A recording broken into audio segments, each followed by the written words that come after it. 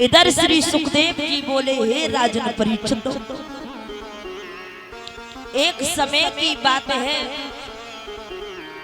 राजा उत्तानपाद शिकार खेलने के लिए चले हैं। राजाओं का काम होता है शिकार करना। मंत्री को साथ में लिया, राजा उत्तानपाद जंगल की तरफ आए हैं तो बड़ा ही सुंदर हिरन देखा। बड़ा ही सुंदर हिरन है, जिसमें महाराज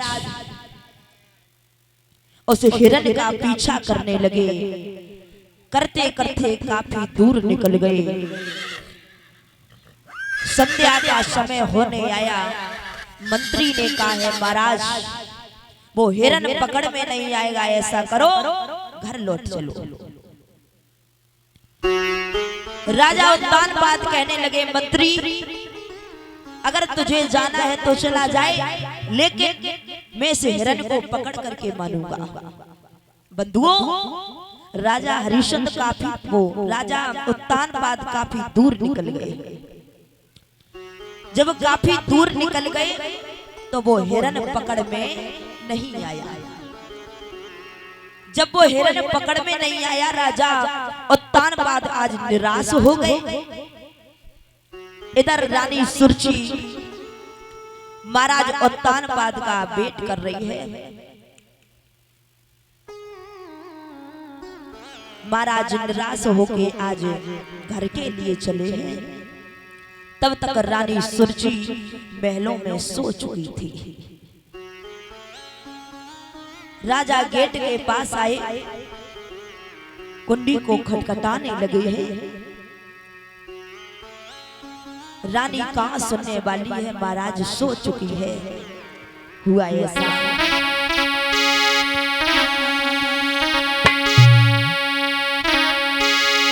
कि आरे सुख नींद में सोए पंचो रानी।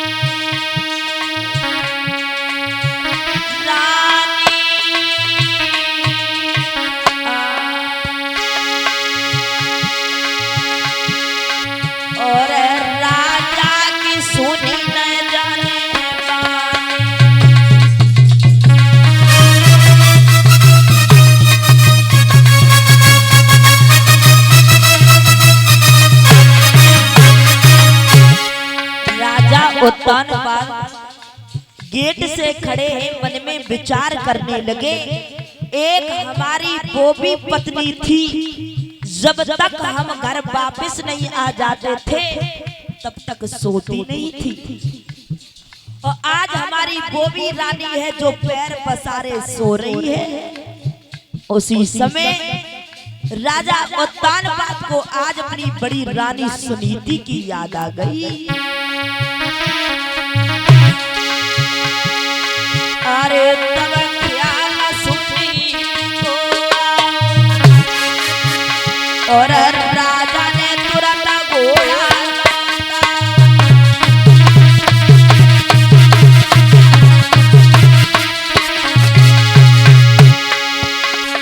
धीरे धीरे कुटिया लो,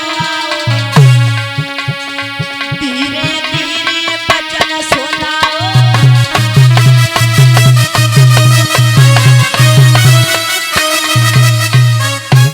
मेरे भैया, आज राजा उत्तानपाद को बड़ी रानी सुनीति की याद आ गई। राजा ने देरी नहीं की, आज घोड़े को लौटा दिया और झोपड़ी की तरफ आए।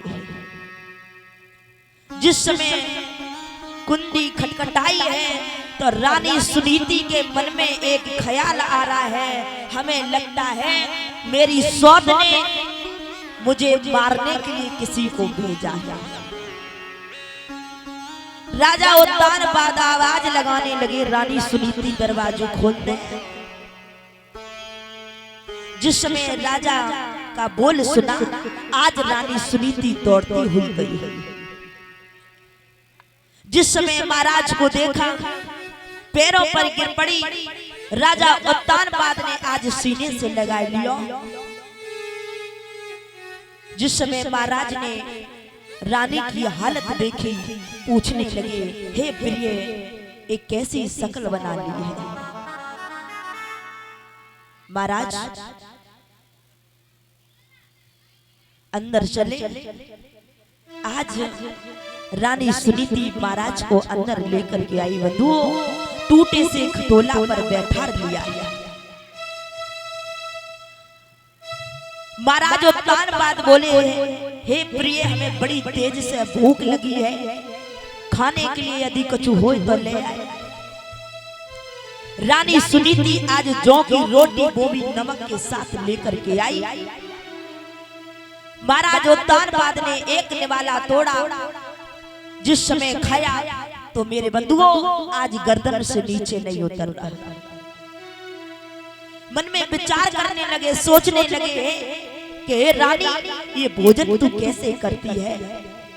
रानी सुनीति आंखों में आंसू भर के बोली, स्वामी, जैसा मेरी किस्मत में भोजन लिखा है वैसा ही। महाराज समझाने लगे, कहने लगे, हे रानी, मैंने तुझे पहले ही मना किया था ना कि दूसरा विवाह मत होने दे, तब तुमने मेरी एक बात नहीं मानी। मैं बहुत मजबूर हूँ। रानी सुनीति कहने लगी, महाराज चिंता मत करो, मैं तुम्हारी बात को समझता हूँ। श्री सुखदेव जी बोले, हे राजन परीक्षित, प्रमाण ये मिलता है कि उसी दिन राजा उत्तानपाद ने आज अपनी बड़ी रानी सुनीति को रक्तदान दिया है। जब रक्तदान दिया है, देने के बाद में आधी रात वहीं पर व्यतीत की है। जैसे ही 4 बजे है, राजा उत्तानपाद बोले, हे रानी, अब हमें चलना चाहिए, क्योंकि अगर सुरजी ने जान लिया तो हड्डी को सुरमा बना देगी। बंधुओं, राजा उत्तानपाद वहां से चले। जिस समय द्वार पर आए, सुरजी गेट पर खड़ी है। कहने लगी, महाराज, हमें ये बताओ, रात भर कहां थे। राजा उत्तानपाद कहने लगे, हे रानी, तू कैसी बात कर रही है, कहां थे। सारी रात में गेट से पड़ा रहा और तू कह रही है कि रात भर हम कहां थे। तुम आराम से पैर पसारे सो रही थी। तो सुरजी कहने लगी, महाराज, हमें मालूम है कि तुम रात भर कहां थे। सुनो, ए रात सोत घर रहे, जान मैंने लहे, सुनो अन्यायी, बादिन की करियो याद कसम खुद खाए।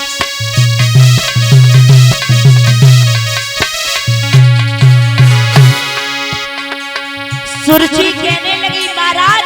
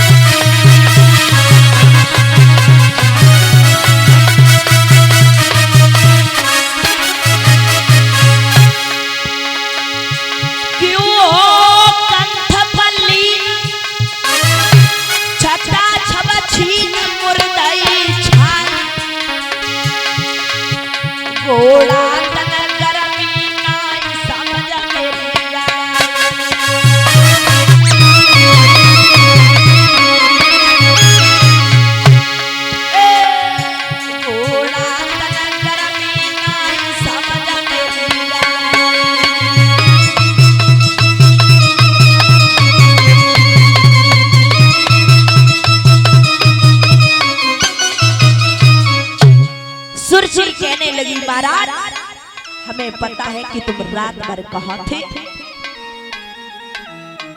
जिस समय इतने वचन सुने हैं राजा कहने लगा खामोश, मुझे 6 महीने हो गए मैंने उसकी सूरत को नहीं देखा और तू दोष लगा रही है। मेरे भैया राजा उत्तानपाद क्रोध में आ गए। रानी सुरची ने जिस समय राजा उत्तानपाद का क्रोध देखा तो पैरों पर गिर पड़ी, बोली नाथ अरे मैं तो मजाक कर रही थी, आप खाम खाम में गुस्सा हो गए, चलो अंदर चलो। तो मेरे बंधुओं आज सुरची महाराज को अंदर लेकर के गई। इधर श्री सुखदेव जी बोले हे राजन परीक्षित, प्रमाण ये मिला है उसी दिन राजा उत्तानपाद ने अपनी छोटी रानी सुरची को भी रत्नदान दिया है। धीरे धीरे समय व्यतीत होने लगा। जब धीरे धीरे समय व्यतीत होने लगा इधर रानी सुनीति भी गर्भवती है और सुरची भी गर्भवती है।